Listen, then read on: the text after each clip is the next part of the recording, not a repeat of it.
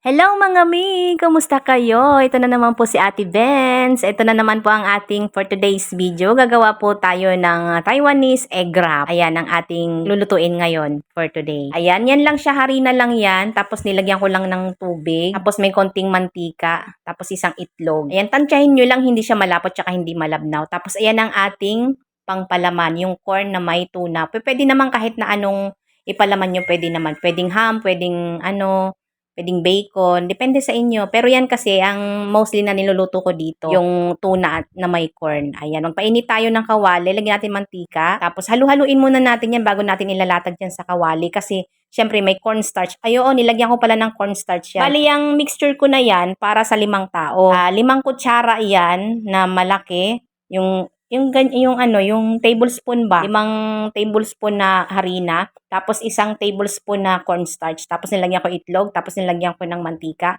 tapos konting asin. Tapos yan, yun na yung ating mixture. Tapos ilalatag natin yan dyan. Tapos pag medyo tuyo na yung ibabaw niyan, ilalagay na natin yung itlog, tapos saka natin ilalagay yung palaman. Yan, ganyan, kagaya ng ginagawa ko. Ayan, madali lang siya mga mi, madali lang siyang gawin.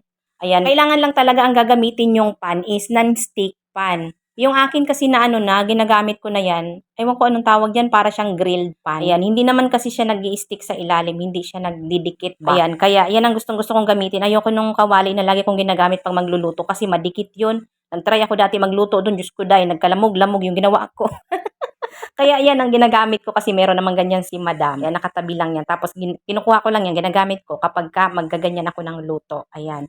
Paikot-ikutin lang. Tapos, i-toast nyo lang ng konti para mas masarap. Mas medyo brown-brown siya ng konti, mas masarap. Ayan. Tapos yan, okay na yan. Luto na yan. Tapos another batch uli. Ayan. Ganyan siya guys. Oh, ayan oh. Diba? Ay, nako. Harina lang. Tapos may ganyan ka nakasarap na almusal. My God. Gumawa ka na. Nako, wag ka na magdalawang isip. Kung may harina ka dyan sa bahay, tapos may cornstarch ka. Ayan, ganyan kagaya ng aking mixture na ginagawa. Yan, pwede ka nang gumawa niya. Napakadali lang. Tapos kung wala ka namang corn o wala kang tuna, kung meron kang bacon sa ref, pwede yon. Hatiin mo lang yung, di ba, square yung bacon, hatiin mo lang. Tapos pahabain mo lang, pahaba yung paglalagay ng palaman diyan sa ating pancake. Kasi natin yan, di ba, yung tiklop-tiklop para hindi siya para maganda siya pag ititiklop mo kasi nasa gitna lang yung palaman, ganun. Pati bacon, okay din yan. Ganyan siya kaganda, oh, di ba? Ang ganda-ganda niya, oh, di ba? O kasing ganda niyo mga mi. O, di ba? Mag-try na kayo, Diyos ko day. Magugustuhan niyo ng mga anak niyo, lalo na ng mga asawa niyo, may in love lalo sa inyo. Ganyan yung palaman natin, ganyan kaganda, ganyan kasarap. Oh my God, oh my God. Ang bilis-bilis ko pala magsalita. Ayan na, yan. Ganyan lang ang process natin, paulit-ulit. Ito toast natin ng konti, tapos lalagyan natin ng mantika yung ilalim para mas magto-toast siya ng maganda. Ayan, ganyan lang ang gagawin natin. Yun, pinaulit-ulit ko yung pag-bibidyo. Yan, ganyan siya. Yan, itataob mo siya tapos i-brown mo pa siya para mas maganda. Ayan oh, 'di ba? Oh, pa-brown siya, oh, 'di ba? Ang ganda-ganda niya. Tapos ang sarap niyang kainin. Promise. Gawin niyo 'yan, guys. Hindi kayo hindi kayo magsisisi sa mga sinasabi ko. Talagang masarap 'yan. Favorite 'yan ng mga Taiwanese. Yan ang isa sa mga nila, favorite nila na pang-almusal. Ayan, tapos itlog lang, isang itlog, isang pancake. Ay nako, pag isang ganyan lang, nakakabusog na siya, guys. Totoo. Tapos yan, palaman lang. Lalagyan mo lang siya ng palaman sa gitna.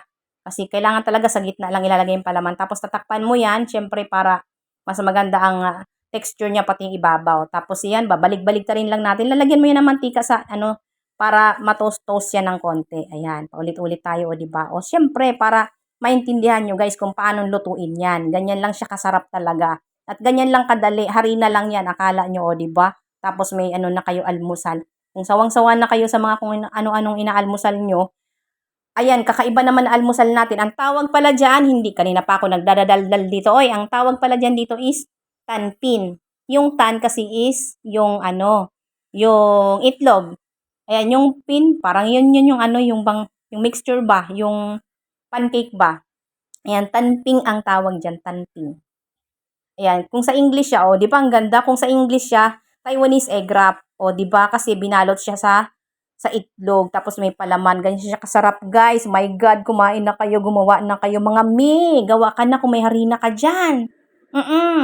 O, di ba? Bukas, Kung hindi mo alam magagawin mong almusal, may harina ka naman, gumawa ka na ng ganyan, promise, magugustuhan ng mga bata, baka pa ulit-ulitin kang pagawin yan. Madali lang naman siyang gawin kasi harina lang naman siya di ba? So kahit na araw-araw kang gumawa niyan, walang problema, nakakabusog pa, di ba? Itsura pa lang, napakaganda, sangkap pa, di ba? Kakaiba pa ang iyong aalmusalin. Ayan naman yung aking tampin, yan hiniwa-hiwa ko na siya.